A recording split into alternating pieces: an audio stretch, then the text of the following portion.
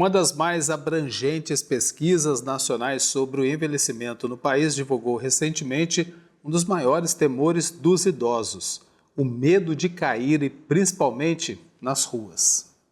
Os indicadores divulgados pela Fundação Oswaldo Cruz mostram que 4 em cada 10 idosos que vivem em áreas urbanas do país têm medo de cair por causa das irregularidades em calçadas, passeios e vias públicas. Para o diretor do Departamento de Arquitetura e Urbanismo da Universidade de Taubaté, o Brasil ainda tem muito a avançar nessa questão. Mas para que isso aconteça, é necessário discussão. A falta de qualidade desses espaços, além acho que tem várias implicações, né? Acho que você tem as questões de um acidente que não é simplesmente um machucado, né? Uma pessoa idosa, quando ela se encontra numa situação, né, que ela corre algum risco ou tem algum acidente em meio a esse espaço, isso muitas vezes impossibilita ela, né, de manter o seu cotidiano, né, a sua dinâmica do dia a dia, e é bem diferente, né, de uma pessoa mais jovem que vai ter ali um machucado, né, uma pequena lesão. Então isso é fundamental. E fundamental entender as particularidades, né? Quando a gente fala especialmente do idoso, nós temos que olhar com bastante atenção para essas questões que envolvem não só, né, às vezes a largura e a qualidade dessas calçadas, desse espaço público, mas todos os outros componentes que fazem parte, como, por exemplo, o rebaixamento das guias, né, a questão do tipo desse piso, né, que garanta uma aderência. Você tem, por exemplo, hoje a necessidade das sinalizações, né, sonoras que também atendam, né, a fácil identificação dessa, que vamos chamar de passagem, né, de cruzamentos. Nas ruas aqui do Brasil é muito comum a gente ver exemplos de calçadas como essa aqui, com piso fora do lugar, ou até mesmo com buracos. Quem passa pelo local pode considerar como algo inofensivo, mas a verdade é que isso é muito perigoso e pode causar acidentes graves, principalmente com pessoas idosas. As quedas estão sempre entre as 5 principais causas de morte em pessoas com mais de 60 anos aqui no Brasil, segundo o Ministério da Saúde.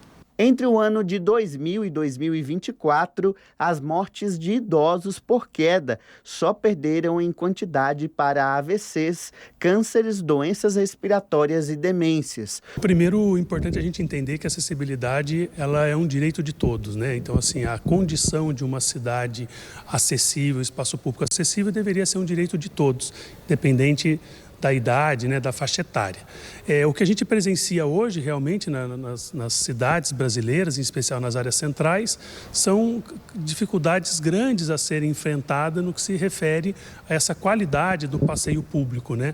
Visto aí, de alguma forma, as dificuldades que as pessoas têm em circular nesses espaços por não ter, né, são vários problemas, entre eles as calçadas não têm a dimensão adequada, ela dividir espaço muitas vezes com mobiliário ou outros equipamentos de suporte, como lixeira, poste. E diante desse cenário, assim, falar em modelo ideal, acho que o ponto ideal seria a gente trazer essa pauta para uma discussão maior, de fato, que orientasse um planejamento, né, para que os municípios pudessem implementar projetos e políticas públicas no sentido de beneficiar, né, a qualidade desses espaços. A dona Maria, de 94 anos, já caiu dentro de casa e na rua também. A primeira delas foi enquanto fazia compras no centro da cidade. Não conseguia levantar, uma dor terrível. Quando eu cheguei no hospital, o médico examinou, aí ele fez novos exames, aí ele falou para mim, a senhora quebrou o fêmur. Ele falou, eu vou despachar a senhora, vou internar e a senhora vai operar. E foi assim, 6 meses, para ficar 100%. Eu não podia levantar, não podia mexer a perna. Então tinha uma pessoa que me ajudava, eu morava com outro filho que me ajudava. E fiquei a perna sempre esticada, uma cadeira sempre a perna naquela posição, para deitar tinha ajuda. Ela mostra que hoje se previne com a ajuda da bengala e melhor consciência do que precisa, principalmente depois do segundo acidente. Toda pessoa depois de 65 anos devia usar uma bengala que evitava de tombos. E é o que eu uso. Eu saio daqui, uso bengala. Quando eu sento, eu não levanto rápido. Se eu vejo que não posso, eu preciso ajuda. É meio desagradável, mas a gente tem que pedir, né? Não tem jeito. Eu, às vezes, fico chateada, não gosto, porque eu sou muito independente, sempre fui muito independente. E agora, dependente fica difícil. Mas precisa, né? Flávia é gerontóloga e relata que tanto os idosos quanto quem cuida deles precisa levar em consideração alguns aspectos para melhorar a prevenção. Se essa pessoa está tendo mais tontura, se ela levantava com facilidade e agora ela está com mais dificuldade, se a visão dela está preservada, a audição preservada.